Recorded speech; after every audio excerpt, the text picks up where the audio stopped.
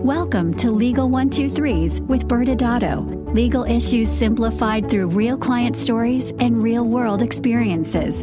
Creating simplicity in 3, 2, 1. Welcome back to another episode of Legal 123s with ByrdAdatto. I'm your host, ByrdAdatto. I'm here with my co-host, Michael Byrd. Thanks, Brad. As a business and healthcare law firm, we meet a lot of interesting people and learn their amazing stories. As you know, Brad, this season we're spicing things up a bit. We're here to talk about OPP, other people's problems. Well, and for those listening for the first time this season, Michael, tell them what we're doing with OPP. We're going to tell public stories in the news and then talk about some legal lessons that can be learned from these fascinating stories. And Brad, what I like about that is that we don't have to be as restrictive because it's not attorney-client privileged information. This is true. It is in the public. And now, before we get into today's OPP story, I want to ask you, what does the Cabbage Patch, the RoboCop, the Running Man, and the Roger Rabbit have in common? Well, Brad, we're roughly the same age, so I do know that those are some sweet dance moves. That's right. There's some dance moves that every kid from the 80s tried to master or break themselves trying to master. And of course, that goes along with the moonwalk, the worm, and everyone's favorite, the sprinkler. And, you know, what was your go-to dance move from the 80s, Michael? I'm going to have to go with the bus driver. Oh, that's another good one, audience members. Only an old man like Michael would know that. And, of course, I laugh because I know about it, too. Yes. Okay, since most of these moves, have to do with dancing kind of by yourself or kind of with a group, did you ever learn, Michael, how to swing dance or two-step? Brad, I hate to confess this, but dancing is not like typing. Oh, so you did not go to state in dancing. I have very nimble hands and 2 left feet. I cannot dance. All right, fair enough. Well, as you know, I went to TCU, go Frogs, where, for those who don't know, that's where the West begins. And a good friend of mine from Midland, Texas, Shelly Browder, taught me how to two-step. And, of course, the rest is history. And not bragging since you have 2 left feet, but I think of the two of us, everyone here in the podcast knows that I'm better at two-stepping than you now. Okay, Tex. I'm sure you got some trophies at home from your National Two-Stepping Awards there, right? That's right. I'm glad you noticed. I have them hanging in my office. Second, if I'm at a wedding or a bar or a party, you would always find me out on the dance floor, obviously showing off my amazing national skills. But unless you're really at a dance studio or you're a backup dancer for J-Lo, it's really normally kind of frowned upon to just start kind of throwing out some dance move while you're in the middle of the office. Yeah, I wish it would slow you down now that you recognize it, because we could use a little less Brad dance at the office. But I agree that it's not a good idea, Brad, and so let's stop. All right, well, I was going to show off some dance moves, but obviously with our audio portion of the show, I didn't want to deprive our listeners of seeing me really cut that rug. But a few years ago, I read this national story. It was actually all over the national story about today's OPP.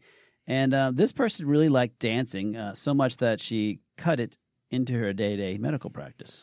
Can I use the red flag ding button for a Brad joke that I see just blaring at me with the cut reference, knowing we're going to be talking about doctors? What? Okay, Brad, fine. Who's the lead character for today's OPP story? Yeah. So, audience members, we're not going to use this person's name, but she's famously known as the Dancing Doctor. Brad, we're not going to start calling you the Dancing Lawyer, so don't go there. Oh. If you Google the Dancing Doctor, the number one article that pops up has the headline, Dancing Doctor agrees to 2.5-year suspension of medical license. Ouch. Audience members, you're welcome to Google any story that we bring up this year for more context. But I'll add that this doctor here is a licensed dermatologist who also performed surgeries like tummy tucks and Brazilian butt lifts. And for those who are not familiar, these types of surgeries are outside the course of normal training for the specialty of dermatology. Yeah. So let's take a big step back to introduce the Dancing Doctor. Michael, I think you may have, but have you ever heard of YouTube? Man, that is a big step back. I hope you don't, accidentally trip and fall there. Yes, Brad, I have heard of YouTube. Actually, Brad, did you know that our show that we're doing right now is actually published on our YouTube channel? Yes, we have a YouTube channel. Whoa. So why are you asking me, old man? All right. So, well, since you are familiar with it, and yes, we do have our show that's being live or actually being delivered right now on the YouTube channel. YouTube has over 300,000 videos or 80 hours of video uploaded every day. 80,000 hours of video uploaded every day? Every day. Oh, wow. And as the name suggests, this dancing doctor loved uploading videos on YouTube with her dancing. What's wrong with that? She did it while working. Okay, well, don't want to tempt you to do it, but again, what's wrong with that? Okay, maybe I'll give more context. In one video, she is dancing with her staff, rapping, and all of them are following some pre-planned dance moves. Well, so little synchronized dancing, maybe not the most efficient use of a work day, but still not sure where you're going with that being a problem. Maybe I'll give a little more context in that. Did I mention that she was dancing with her OR staff while a patient was under sedation with a scalpel in her hand while performing a tummy tuck? And sometimes the video showed her cutting to the rhythm of a music to a song called Cut It. As the song begins, her fingers roll off the patient's skin, and then she moves them to the beat. Then she begins to slice in the air with her scalpel just inches from the patient's back. Then the video reportedly shows the doctor making incisions while her scalpel is going to the rhythm of the music. However, she pauses to wave the scalpel at the camera while the music continues to play. Whoa, man, I wish I would have reserved my ding comment for this, what you just said. I think I had about 10 ding buttons going back to the red flag season, but we're not having that season, even though there's a ton of red flag moments. And by the way, the visual that you just created of what that must have been like is something I can't unsee in my brain now.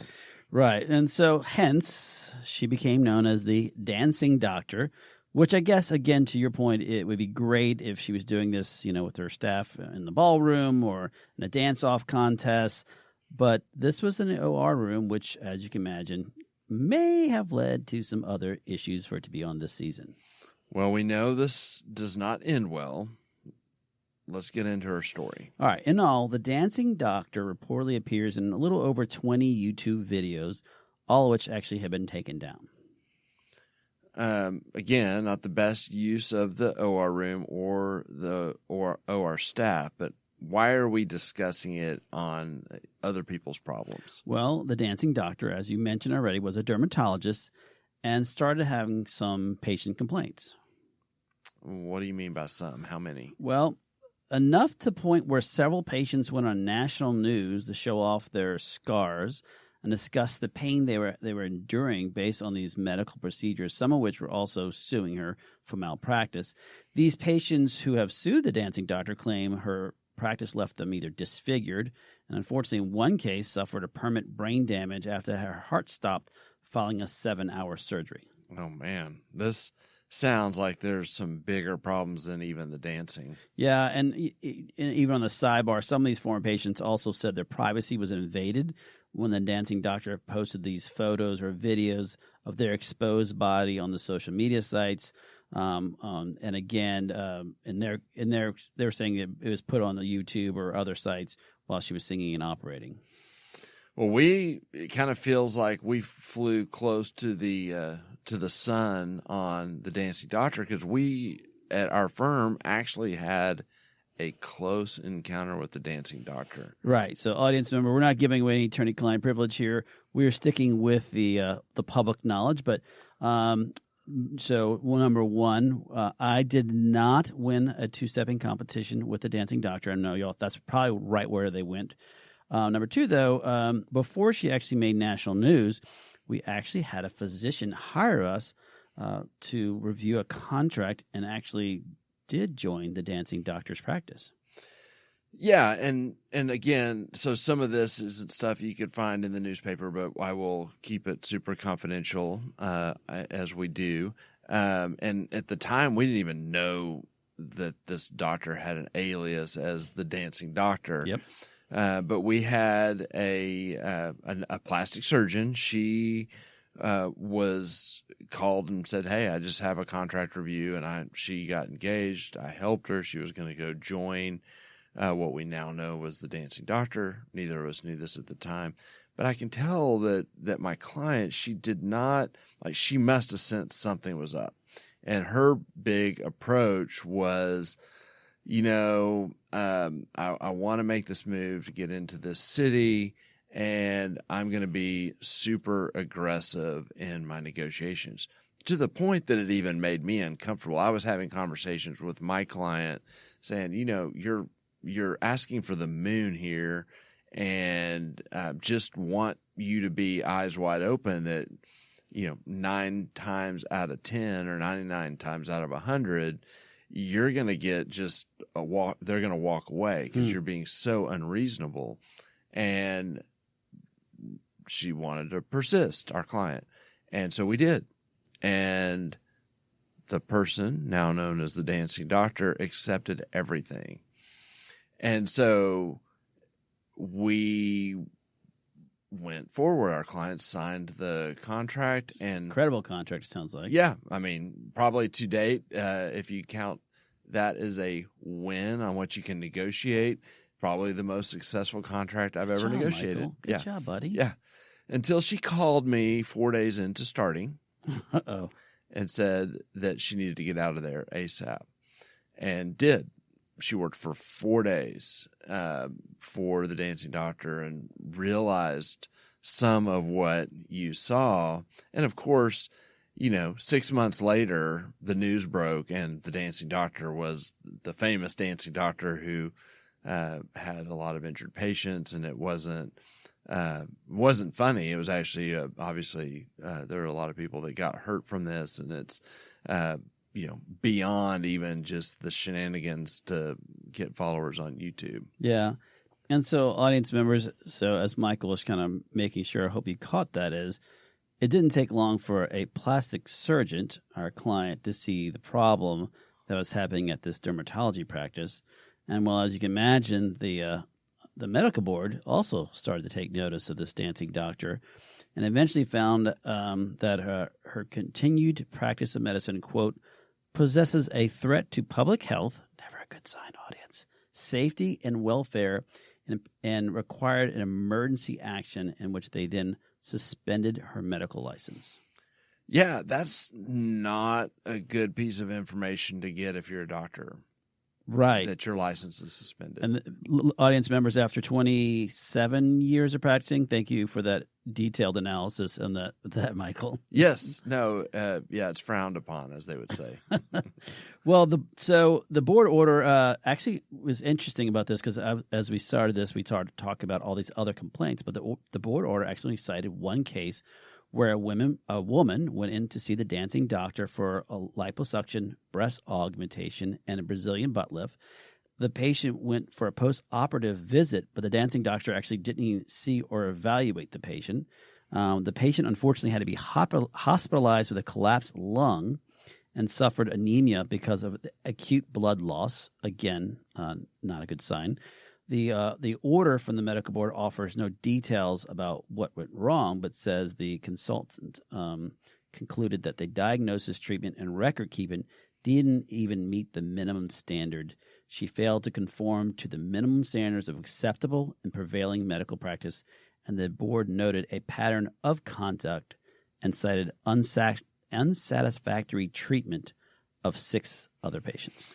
Yeah, and what jumps off to me, Brad, from that is just that you have a dermatologist doing some pretty controversial things that dermatologists don't normally do. A Brazilian butt lift is even controversial among plastic surgeons. Not all of them will do these, and that they're the ones who have the training to kind of make that call. So you follow the dancing and down to the kind of these news stories of patients getting hurt, and it's not shocking to see these conclusions. Yeah, and so like all good news outlets, they actually found a lawyer who was suing the dancing doctor, and this particular lawyer is representing four of the dancing doctor's patients, and after the dancing doctor made national news, the lawyer received over 100 calls from other patients who said that they were suffering from similar problems from the dancing doctor's surgeries. And audience members, if you actually see the video and see some of the scars in these women, it's pretty grotesque. So not saying you have to watch it, just understanding why there were so many probably complaints. And in these lawsuits filed against the dancing doctor, they accuse the dancing doctor of using unqualified staff, misleading patients, and subjecting them to an office that is not safe for these types of surgeries performed, as she actually operated on all her medical procedures in her medical office. Wow, well, we've come full circle from the headline of the 2.5-year suspension. All those lines have been filled in with that story. It's pretty shocking, and my mind's spinning a little bit. Let's, Brad, go into commercial, and on the other side, start breaking this down from a legal perspective and why we do not recommend dancing in the OR. Many business owners use legal counsel as a last resort rather than as a proactive tool that can further their success. Why? For most, it's the fear of unknown legal costs. ByrdAdatto's Access Plus program makes it possible for you to get the ongoing legal assistance you need for one predictable monthly fee. That gives you unlimited phone and email access to the legal team, so you can receive feedback on legal concerns as they arise. Access Plus, a smarter, simpler way to access legal services. Find out more. Visit ByrdAdatto.com today. Welcome back to Legal 123s with ByrdAdatto. I'm your host, ByrdAdatto, with my co-host, Michael Byrd. Now, Michael, this season, our theme is OPP.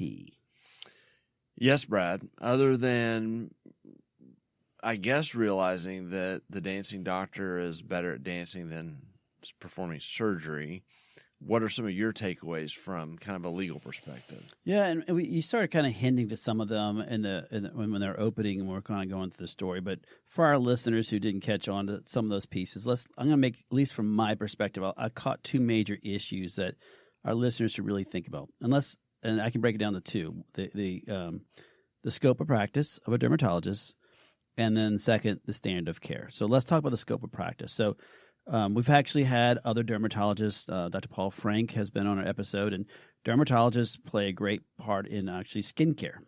They typically will treat common acne, sunburn, and skin cancer. They diagnose, obviously, those for tumors, inflammation of the skin, or other types of infections and diseases of the skin. And sometimes they do perform some types of surgeries, normally skin biopsies or certain dermatological surgical. Man, that's a mouthful. Many of these are basically some type of non-invasive surgical procedure, so it's not very invasive as your typical surgeon. However, a licensed provider, they can provide any kind of medical service because the dancing doctor is licensed. But a lot of these dermatologists, they don't, if they do something, they're probably not doing a tummy tuck or a breast aug or even a Brazilian butt lift. And that's just not to say that she couldn't get training.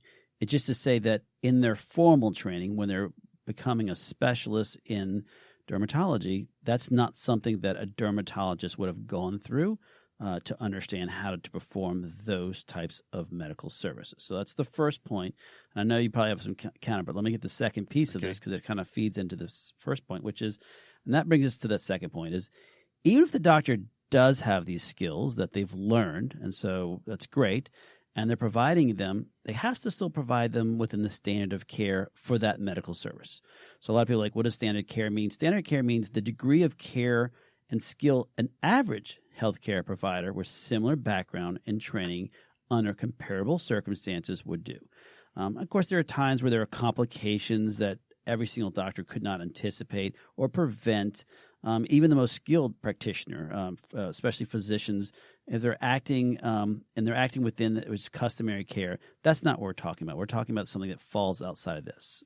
So going back to a doctor would need to have some type of professional understanding of what's going on, understanding the risk of that particular procedure, especially with surgery, and having the wherewithal to assist with any of those complications, which could be your staffing, and making sure that if a patient does go into cardiac arrest or have some type of paralysis, they have the people on staff to help with this. And clearly, especially with these types of surgeries, even if they are considered day surgeries or 23-hour surgeries performed inside their medical office, they need to take them serious. And a long time ago, you and I were on a panel with another lawyer, and he noted that his concern with these physicians using social media in the operating room, he wondered out loud with, again, the other doctors in the room, was the doctor more interested in the camera, or in this case, the dance moves, and the spotlight versus the outcome of the surgery? And there were other physicians that disagreed with this, but again, he's just saying, as a lawyer, talking about the risk associated, how would someone else view that? And as a reminder, this dancing doctor, at least from the medical board's perspective, was not doing that because, on her good day, she had to get up her license for 2.5 years. And that's what she didn't even contest it, which demonstrated that most likely she was acting outside of the standard of care. And that brings us to the last piece I wanted to bring in, Michael, is there are other providers in that room. That could have been the anesthesiologist. That could have been a nurse practitioner or a surgical tech. And if you're in a room where a physician is consistently acting outside the standard of care, you have to be careful because you could also be pulled into a lawsuit or in front of your board. So it's best not to participate. Yeah, and I would add there, Brad, that thinking about the fact that the dancing doctor got sued a bunch for malpractice.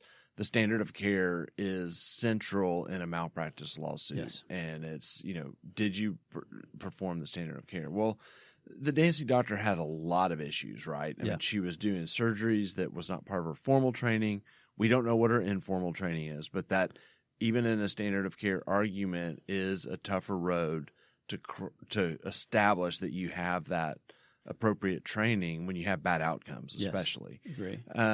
But then you factor in just optically that she's got these YouTube videos doing these dances. And is that something you normally see in an operating room scenario? And the answer is no, although it's more and more common with Snapchat and TikTok than it used to be. But it would still be something where something goes wrong. They're looking to see, did you stay within the standard of care? And they're playing in front of a jury this video of the doctor doing a dance routine.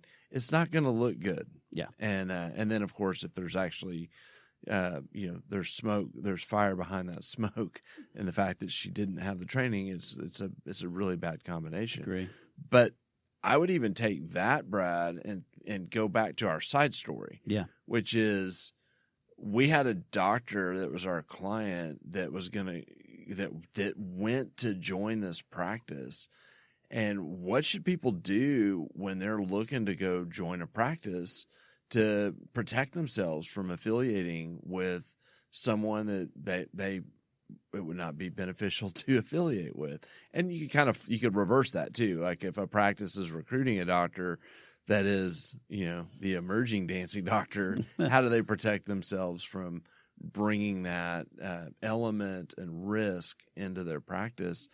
And so what's interesting is that I can look back and know that our client, that she sensed something was up without knowing any of this. Mm-hmm. But she just knew something was off from the interview process.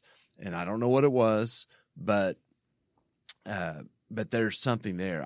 I would say that there is, beyond the contract, we talk about this, aligning expectations when we give lectures, and there is a clinical due diligence element to working together with somebody, and that's looking at, does the way you practice or want to practice line up with who you'll be side by side with, understanding, from a reputation perspective, if you are a physician with another physician, that person's reputation on on the internet, the reputation in general, Mm-hmm. is going to have some passover onto you just by virtue of being together. I mean, I personally experienced this by being your partner.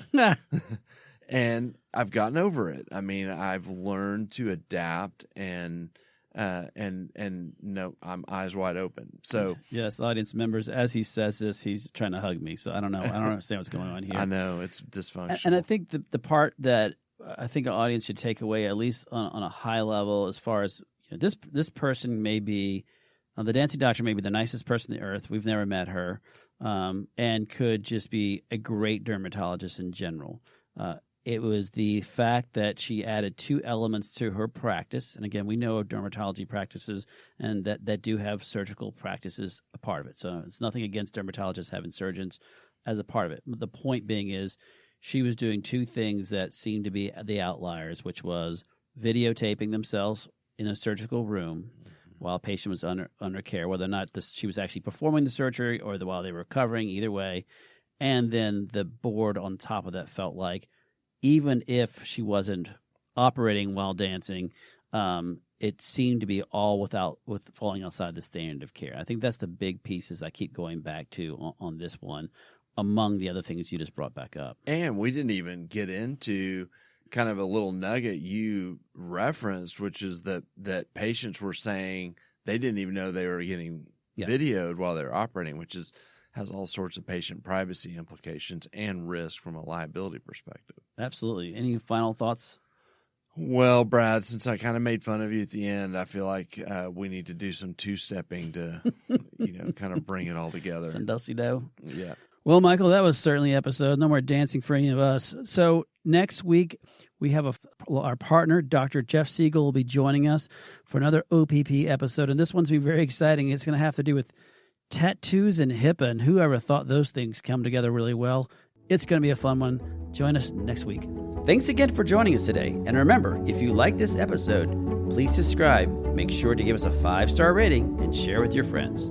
You can also sign up for the ByrdAdatto newsletter by going to our website at ByrdAdatto.com. ByrdAdatto is providing this podcast as a public service. This podcast is for educational purposes only. This podcast does not constitute legal advice, nor does it establish an attorney-client relationship. Reference to any specific product or entity does not constitute an endorsement or recommendation by ByrdAdatto. The views expressed by guests are their own, and their appearance on the program does not imply an endorsement of them or any entity they represent. Please consult with an attorney on your legal issues.